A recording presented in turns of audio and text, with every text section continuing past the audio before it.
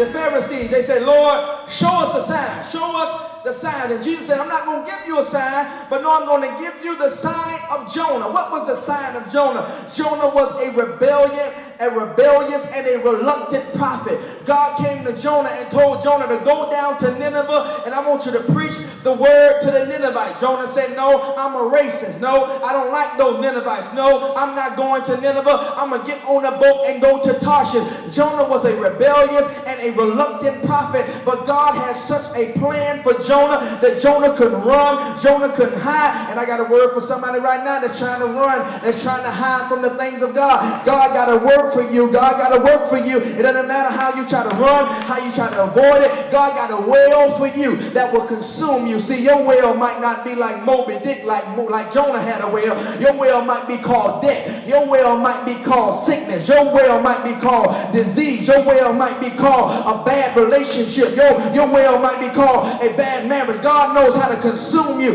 how to let something swallow you up until you say, yes, Lord. And see, God loved me so much that way he wants me to work so much for him that way he'll cause something to swallow me up, to get me right in the plan, to get me right where he want me at. God will will in me to do his will. Y'all ain't gonna help me in here today. God got a plan for me. God got a plan for you. Jonah, the sign of Jonah was this, that Jonah did not want to go to Nineveh. Jonah did not want to do what God told him to do. But Jonah finally got to a point. Jonah was a little smart, y'all. Jonah finally said, Lord, I'm sorry, and Lord, forgive me. And see, stop worrying about the fact that you didn't do what God wanted you to do yesterday. Stop worrying about you didn't do what God wants you to do last year, last month, last year. And say, Lord, I'm going to make better today. I'm going to do better today. I'm going to make up in my mind to do what you told me to do. And the Bible says when Jonah finally got himself together, a trip that was supposed to take Jonah 3 days, Jonah made it there in 1 day. Y'all don't know when to get happy. A trip that was supposed to take Jonah 3 days, he made up for lost time. See, you might have been wasting time. You might have been reluctant. You should have been got saved 10 years ago. You should have been on fire for God. You should have been doing what you're supposed to do. But now that you're doing it now, God said, I'll make you, I'll boomerang you, I'll catapult you, I'll pull you up and back you up to get you right where you need to be at.